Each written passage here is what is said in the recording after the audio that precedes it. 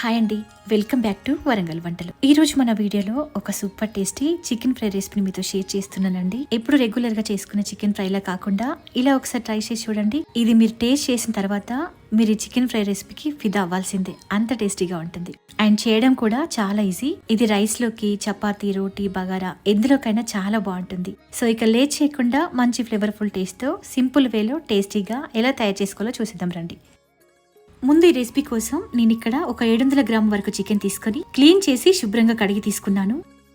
ఇప్పుడు chicken marinate కోసం ఇందులో 1 టేబుల్ స్పూన్ దాకా ఫ్రెష్గా ప్రిపేర్ చేసుకున్న అల్లం వెల్లుల్లి పేస్ట్ వేసి, అలాగే 1/2 టీ స్పూన్ వరకు పసుపు, టేస్ట్కు తగ్గట్టుగా ఉప్పు వేసేసి 1 టేబుల్ స్పూన్ దాకా ఆయిల్ వేసుకొని చికెన్ అనేది జ్యూసీగా టెండర్గా రావడానికి 1/2 చెక్క వరకు నిమ్మరసాన్ని పిండి వీటన్నిటిని కూడా కలుపుకుంటూ బాగా మిక్స్ చేసుకోండి.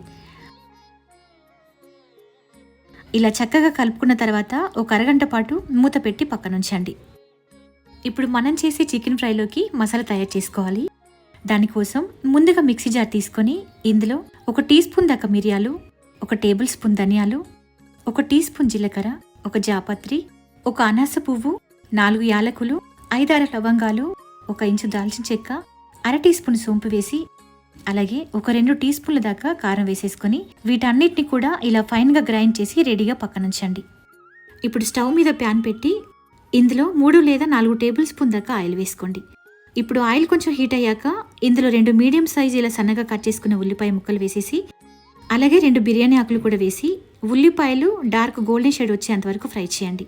ఇప్పుడు ఆనియన్ ఇలా చక్కగా వేగిపోయి ఇలా డార్క్ గోల్డెన్ షేడ్ వచ్చిన తర్వాత ఇందులో ముందు మనం మ్యారినేట్ చేసి పెట్టుకున్న చికెన్ మొత్తం వేసేసి ఫ్లేమ్ని హై ఫ్లేమ్లో పెట్టి ఇలా మిక్స్ చేసుకుంటూ ఒక 2-3 నిమిషాల పాటు బాగా ఫ్రై చేయండి.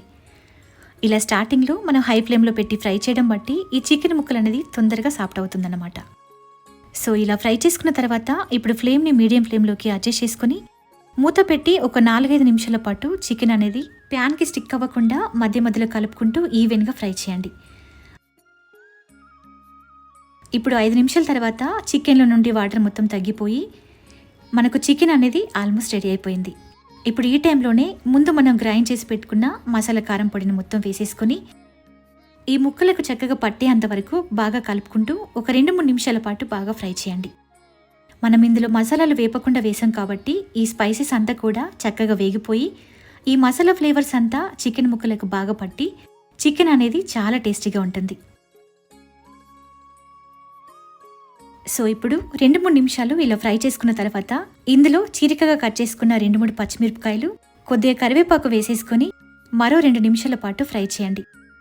మనం చేసే ఈ చికెన్ ఫ్రైలోకి కరివేపాకు ఫ్లేవర్ అనేది చాలా టేస్టీగా ఉంటుంది. ఉంటే తప్పకుండా వేసుకోండి, స్కిప్ చేయకండి. సో ఇప్పుడు ఈ టైంలోనే ఒకసారి టేస్ట్ చెక్ చేసుకుని సాల్ట్ని యాడ్ చేసుకోండి.